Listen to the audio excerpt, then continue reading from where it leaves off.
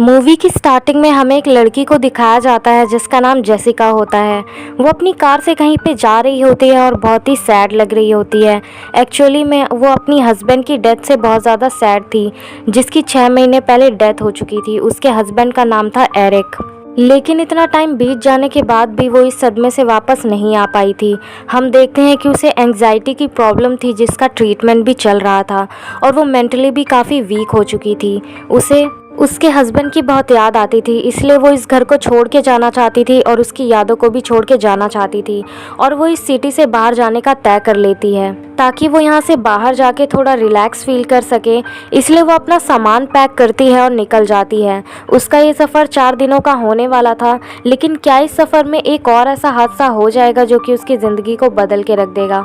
तो इसे जानने के लिए आप वीडियो एंड तक ज़रूर देखिएगा। हम देखते हैं कि वो एक हाईवे पर पहुंच चुकी थी जो कि बहुत ज़्यादा सुनसान था और उस हाईवे पर उस पर काली गाड़ी पीछा कर रही थी बहुत देर से और जेसिका को आगे नहीं बढ़ने दे रही थी। लेकिन किसी तरह से जेसिका उस गाड़ी के आगे आ जाती है और अब हमें एक मोड़ दिखाया जाता है जिसकी वजह से वो काली गाड़ी बिल्कुल जेसिका के कार के बगल में आ जाती है।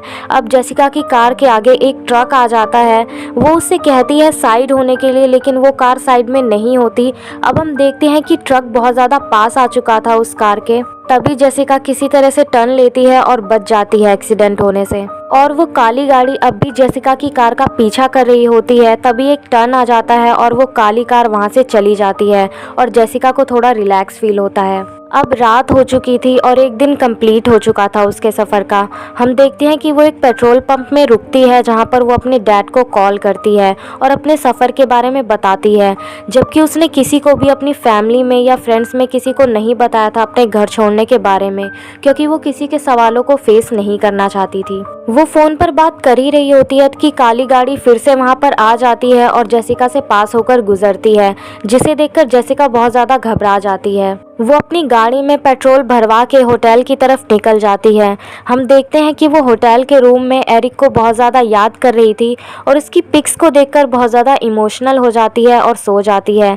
नेक्स्ट मॉर्निंग हम देखते हैं कि वो अपनी जर्नी के लिए फिर से रेडी हो चुकी थी और अपनी कार में बैठी थी। तभी वहाँ पर कोई आदमी आता है और उसकी विंडो को नॉक करता है और जेसिका से बोलता है कि क्या तुमने मुझे पहचाना, और इस पर जेसिका मना कर देती है। तभी वो आदमी अपनी काली गाड़ी को पॉइंट करते हुए कहता है कि मैं ही इसे ड्राइव कर रहा था और इस गाड़ी की वजह से तुम्हें बहुत परेशानी हुई, क्योंकि मैं कॉल पे था इसलिए तुम्हें नोटिस नहीं कर पाया, इसलिए सॉरी। और ये सब कह के वो वहाँ से चला जाता है। और अब हम देखते हैं कि जेसिका अपनी जर्नी के लिए आगे बढ़ जाती है और वो रास्ते में देखती है कि वहाँ पर वही आदमी था और उसकी काली गाड़ी खराब हो चुकी थी। वो जेसिका की गाड़ी के पास आकर उससे हेल्प मांगता है और कहता है कि मेरे हाथ में चोट लगी हुई है, लेकिन जेसिका उसकी हेल्प करने से मना कर देती है बहुत रूडली और वहां से चली जाती है, क्योंकि उसे अब इस आदमी पर शक होने लगा था। हम देखते हैं कि रात हो जाती है और वो रेस्ट करने के लिए एक गेस्ट हाउस के बाहर बैठकर स्मोक करने लगती है। तभी जेसिका को इस बार 3rd टाइम वही गाड़ी दिखाई देती है, जिसे देखकर वो बहुत ज़्यादा डर जाती है और अपनी गाड़ी में बैठकर वहाँ से निकल जाती है। जैसे ही वो वहाँ से जा रही थी तभी उसके सामने वो आदमी आ जाता है और उससे कहने लगता है कि तुम मेरा पीछा क्यों कर रही हो, मैं वॉशरूम जा रहा था और तुम मुझे गाड़ी से उड़ाने वाली थी, तुम्हारी प्रॉब्लम क्या है। लेकिन इन बातों का जेसिका कोई भी जवाब नहीं देती और उसे बहुत डर लग रहा था, इसलिए वो वहाँ से निकल जाती है। बहुत ही ज़्यादा रात हो चुकी थी और रास्ता भी सुनसान था। हम देखते हैं कि अब जेसिका हाईवे पर पहुँच चुकी थी, लेकिन उसकी किस्मत इतनी ख़राब थी कि उसका टायर फट जाता है गाड़ी का और उसे वहाँ पर रुकना पड़ता है। उसे बहुत ज़्यादा डर भी लग रहा था क्योंकि रात भी हो चुकी थी। तभी हम देखते हैं कि वो काली गाड़ी वाला आदमी वहाँ पर भी आ जाता है और जेसिका की कार में आकर बैठ जाता है। वो जेसिका के साथ बदतमीजी करने लगता है। हम देखते हैं कि उसके हाथ में एक इंजेक्शन था जिसे वो जेसिका को लगाकर बेहोश कर देता है। और अब हमें नेक्स्ट मॉर्निंग का सीन दिखाया जाता है जहाँ पर जेसिका को होश आता है और वो एक बेसमेंट में कैद थी, जहाँ की एक विंडो के पास जाकर वो आवाज़ लगाने लगती है, लेकिन उस विंडो के सामने वही आदमी आ जाता है। जेसिका उससे बहुत ज़्यादा गिड़गिड़ाती है कि उसे छोड़ दे और यहाँ से जाने दे, लेकिन वो आदमी उसका कोई जवाब नहीं देता और वहाँ से चला जाता है। रात हो जाती है और वही आदमी जेसिका के पास आता है। जेसिका उससे बहुत ज़्यादा डर रही थी। वो उससे पूछती है कि तुम्हें क्या चाहिए, अगर तुम्हें पैसे चाहिए तो मैं तुम्हें पैसे दे दूँगी, तुम्हें जो कुछ भी चाहिए मैं दे दूँगी। लेकिन वो आदमी कहता है तुम्हें क्या लगता है कि तुम यहाँ पर पहली लड़की हो। वो कहता है कि तुम अपने कपड़े उतारो। तभी जेसिका वॉशरूम का बहाना करती है कि उसे वॉशरूम जाना है और वो आदमी उसे वॉशरूम यूज़ करने के लिए बोल देता है और इसी बहाने वो वहाँ से भागने लगती है, लेकिन वो आदमी उसे पकड़ के बहुत ज़्यादा मारता है और उसे गिरा देता है। अब वो जेसिका को एक टैब में वीडियो दिखाता है जिसमें उसका हस्बैंड और जेसिका थे। वो कहता है कि तुम दोनों साथ में कितने क्यूट लग रहे हो, कितने खुश लग रहे हो। तभी वो आदमी जेसिका को पकड़ लेता है और उसके साथ बदतमीज़ी करके वहाँ से चला जाता है। अब हमें नेक्स्ट मॉर्निंग का सीन दिखाया जाता है जहाँ पर जेसिका जब उठती है तो वो उस रूम के डोर से कीहोल से बाहर झांकती है और देखती है कि वहाँ पर कोई भी नहीं था और उस डोर की चाबी उसी दरवाजे में लगी हुई थी बाहर साइड। जेसिका अपनी जैकेट को उतारती है और डोर के नीचे से डालकर उस डोर को धक्का देने लगती है, जिसकी वजह से डोर खुल जाता है और वो ऊपर की तरफ भागने लगती है। तभी वो देखती है कि वो आदमी इसी घर की तरफ आ रहा है तो वो उसे देखकर छुप जाती है। अब हम देखते हैं कि वो आदमी किसी से बात कर रहा था। तभी जेसिका को पता चलता है कि उसकी एक बीवी भी है और उसका एक बेटा भी है और वो अपनी फैमिली से झूठ बोलकर यहाँ पे आया हुआ है। वो अपनी फैमिली से बिजनेस ट्रिप का बहाना करके यहाँ पे रहता था और लड़कियों को शिकार बनाता था। सारी बातें जेसिका सुन चुकी थी और वो मौका देखकर भागने लगती है, लेकिन वो आदमी जेसिका को देख लेता है और उसका पीछा करता है। हम देखते हैं कि जेसिका जंगल में पहुँच चुकी थी और वो लगातार भागे जा रही थी। तभी उसके पैर में एक लकड़ी का टुकड़ा फंस जाता है और जिसकी वजह से उसे बहुत दर्द होता है, लेकिन जेसिका हिम्मत करके उस लकड़ी को अपने पैर से निकाल के फिर से भागना शुरू कर देती है। लेकिन वो आदमी अब जेसिका के बहुत ज़्यादा पास आ चुका था। हम देखते हैं कि जेसिका के पास भागते भागते एक नदी सामने आती है जो कि बहुत ज़्यादा तेज़ बह रही थी।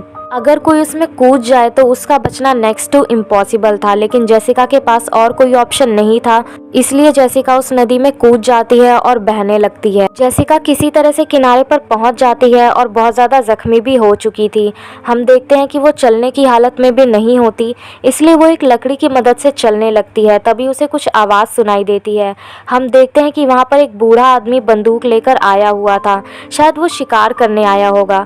जेसिका उससे हेल्प मांगती है और उसे बताती है कि एक आदमी उसे मारने की कोशिश कर रहा है और उसे एक कॉल करनी है, इसलिए वो आदमी अपना फ़ोन उसे दे देता है, लेकिन उसका फ़ोन टूटा हुआ था। अब वो बूढ़ा आदमी जेसिका को अपनी कार में अपने साथ ले जाता है और उसे खाने के लिए भी कुछ देता है, लेकिन उस जंगल के रास्ते में एक पेड़ टूटा हुआ गिरा पड़ा था, इसलिए उन दोनों को उतरना पड़ता है और दोनों उतर के उस पेड़ को हटाने की कोशिश करते हैं। तभी हम देखते हैं कि वो काली गाड़ी वाला आदमी फिर से वहीं पर आ जाता है और उस बूढ़े आदमी से कहता है कि ये मेरी बहन है और इसकी मेंटल कंडीशन बिल्कुल भी ठीक नहीं है और वो घर से भागकर आ चुकी है, इसलिए तुम उसे मुझे दे दो। तभी जेसिका कहती है कि ये सच नहीं है, ये झूठ बोल रहा है, लेकिन वो आदमी उस बूढ़े आदमी को अपनी बातों में फंसा लेता है और वो बूढ़ा आदमी उसे जेसिका को दे देता है। जेसिका उस आदमी पर हमला करने लगती है, जिसे देखकर वो बूढ़ा आदमी समझ जाता है कि जेसिका के साथ कुछ तो गलत हुआ है। तभी वो उस आदमी को धमकी देता है कि जेसिका को छोड़ दो और उन दोनों के बीच में फाइट होने लगती है और मौका देखकर जेसिका वहां से भाग जाती है। हम देखते हैं कि वो आदमी बूढ़े आदमी को बंदूक से मार डालता है और अब अंधेरा होने लगा था और बारिश भी हो रही थी। हम देखते हैं कि वो आदमी लगातार जेसिका का पीछा कर रहा था, इसलिए जेसिका एक चट्टान के पीछे जाकर छुप जाती है, लेकिन वो आदमी वहां भी आ जाता है। क्योंकि वो बहुत टाइम से यहाँ पर रह रहा था तो शायद उसे यहाँ का सब कुछ पता था और इस सिचुएशन से वो पहले भी गुजरा होगा, इसलिए वो जेसिका को बार बार ढूंढने में कामयाब हो जा रहा था और इस बार उसके पास बंदूक भी थी। वो जैसे ही जेसिका को देखता है उस पर गोली चलाने लगता है और एक गोली जेसिका के कंधे पर भी लग जाती है, लेकिन जेसिका हार मानने वालों में से नहीं थी। वो किसी तरह से घसीटते हुए वहां से जाने लगती है। अंधेरा होने की वजह से वो आदमी जेसिका को नहीं देख पाता और जेसिका एक जगह जाकर लेट जाती है। वो आदमी वहीं पर खड़ा होकर उसे ढूंढ रहा था, लेकिन उसे जेसिका नहीं मिलती। वो आदमी बहुत ज़्यादा टॉन्ट कसता है जेसिका को और कहता है कि तुम्हें गोली लग चुकी है, तुम जिंदा नहीं बच पाओगी, इसलिए मेरे साथ चलो, मैं तुम्हें ठीक कर दूंगा। लेकिन जेसिका उसकी बातों में नहीं आती और लेटी रहती है। वो आदमी अपने घर को लौटने लगता है। अब हमें सुबह का सीन दिखाया जाता है कि जेसिका वहाँ पर उठती है और वहाँ से जाने लगती है।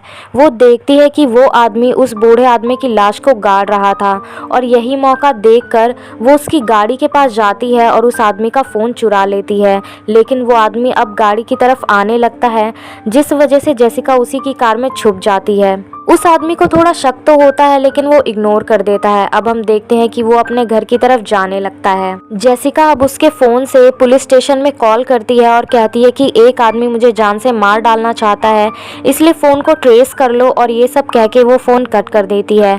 अब उसे गाड़ी में एक रॉड मिलती है जिससे कि वो उस आदमी पर पीछे से हमला कर देती है और गाड़ी डिसबैलेंस हो जाती है और पलट जाती है। अब जेसिका गाड़ी से बाहर निकलती है और बारिश की वजह से बहुत ज़्यादा कीचड़ हो चुका था जिसमें वो सन जाती है और वो उस आदमी का फ़ोन लेकर वहाँ से भागने लगती है और एक मैदान की तरफ पहुँच जाती है। वो आदमी जेसिका का पीछा अब भी कर रहा था। अब हम देखते हैं कि जेसिका अब उस आदमी की वाइफ को कॉल कर देती है और उससे कहती है कि क्या तुम्हें अपने हस्बैंड के बारे में पता है? मुझे तुम्हारे हस्बैंड के बारे में सब कुछ पता है। वो कहती है कि तुम्हारा हस्बैंड कहाँ पर है? तभी उसकी वाइफ बोलती है कि उसका हस्बैंड एक बिजनेस ट्रिप में गया है, जिस पर जेसिका बोलती है कि तुम बेवकूफ़ हो, ऐसा कुछ भी नहीं है और तुम कुछ भी नहीं जानती। वो कहती है कि तुम्हारा पति एक किडनैपर है और मर्डरर है, उसने मेरे साथ भी बदतमीजी की है और बहुत ही ज़्यादा गलत काम किए हैं। तभी हम देखते हैं कि उसकी वाइफ को यकीन नहीं होता और कहती है कि मुझे सैम से बात करनी है।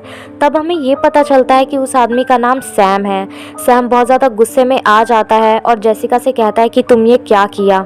मैं सिर्फ तुम्हारी हिफाजत कर रहा था। अब हम देखते हैं कि जेसिका और सैम के बीच में फाइट होने लगती है। सैम जेसिका को चाकू से मारने की कोशिश करता है लेकिन नाकामयाब होता है।